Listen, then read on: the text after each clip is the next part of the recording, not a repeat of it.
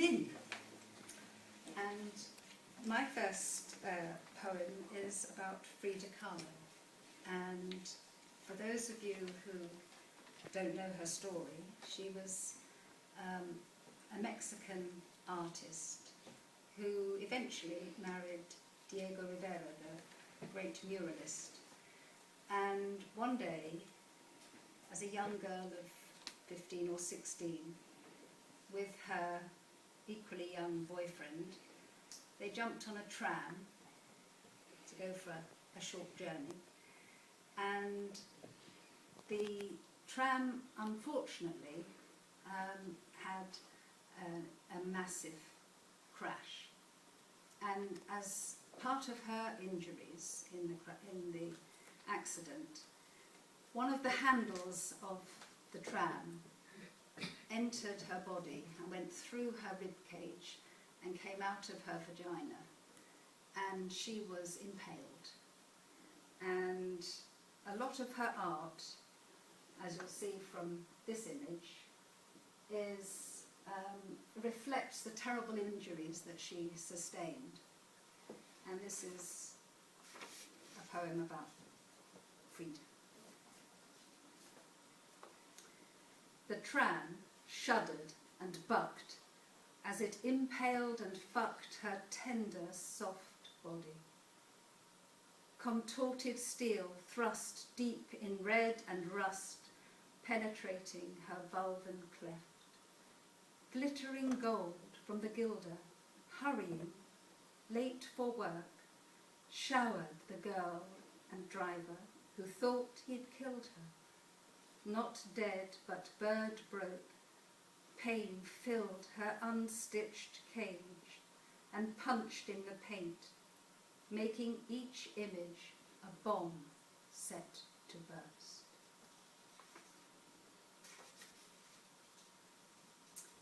This one is far kinder.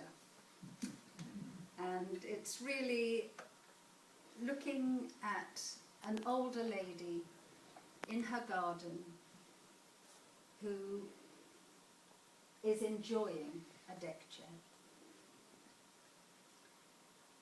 Faded deck chair straddled open, sagging in the chestnut shade as summer bleach days close. Deadheading with nutty stubs in hand, she stoops for the trug of scented blooms, blousy blossoms, late and full of soft perfume. Fingers caress the shadows of stripes and recollections of distant, vibrant days, with laughter and tickling and smells of ice cream smudges and hot canvas, stiff and bright with primary colour. Now the weft and warp separate and fray. The smell is dusty and of summer's gone. Each stripe a voyage where intensities lie hidden in the selvage, curled from view, but so fragile the threat of ripping yarns prevents the sighing slump of relaxation. Instead, a hesitant uncurling of weight, distributing carefully into the fold of cloth. She sits embraced and held under the fading sun, the lines on the cloth echoing her thoughts, taking her to a parallel place and time. This next one came as a result of my brother, who passed away last year, and we were very close, and I couldn't get the image of his wife returning to their empty home out of my mind. And this was a poem which I wrote.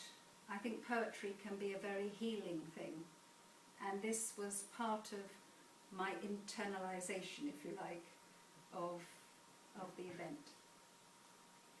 The New Widow. The house stands empty, each room silent. Her key turns in the lock and she lets herself in. No voice to greet her, no step to meet her. She sets her bags down, she listens for him. She pulls his love round her like a soft cashmere shawl and breathes in his scent that still lingers there. As she closes her eyes, she senses he's near her. She knows that he'll always be close by her side. I always loved you, were the last words he uttered. Sleep now, my love, was how she replied. And this one is in celebration of a very particular place in a woman's body.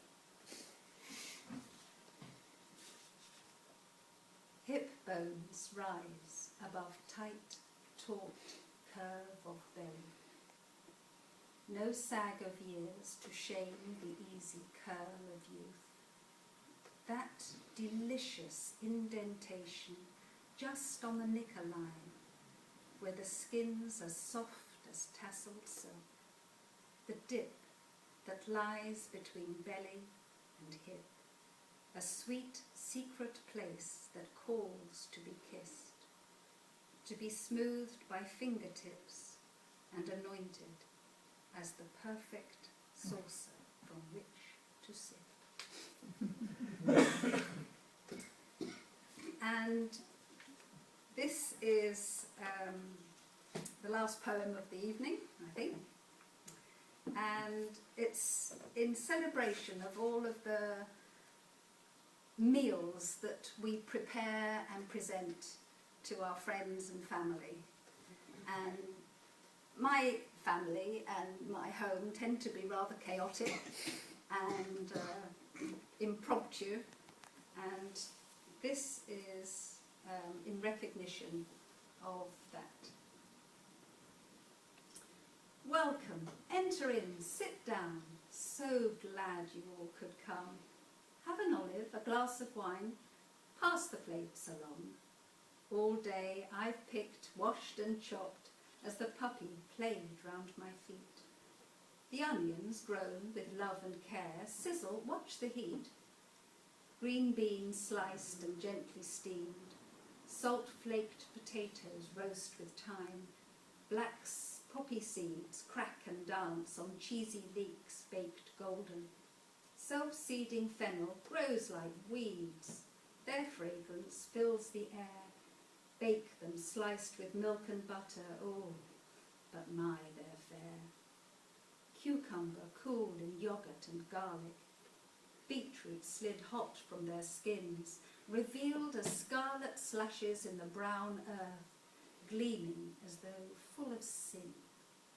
A dish of red radicchio, fried, biting bitter. Artichokes crisped in tempura. Have some, help yourselves, I always cook too much. Pass the salad down this end, the rocket's past its best. But those tomatoes, they're just fine. They smell of summer's gone. Hunt down to the bottom, you'll find avocado there, all specked with toasted pine nuts and wet with oil's desire. It's great to see you all. Top up your glass and pass the bottle round. More water, anyone? Pudding, full of corn-rich eggs from my beloved chooks, with little legs running with billowing skirts like a row of fat cooks in a gale. A bowl of strawberries by the side with flowers of feverfew. Pile them on with clotted cream and roasted hazelnuts. Coffee next, or herbal tea. Relax, don't rush, unwind. We'll light the fire and all draw near. Let's talk the night away. And if you are all too tired to drive, there's empty beds upstairs. Kids have flown the nest long since. For breakfast, I'll poach pears. Serve them with a slice of cake, sweet cheese from yellow quince, or toast from bread I'll bake. The cupboard's never bare. I'm so glad you all could come. Life was made to share.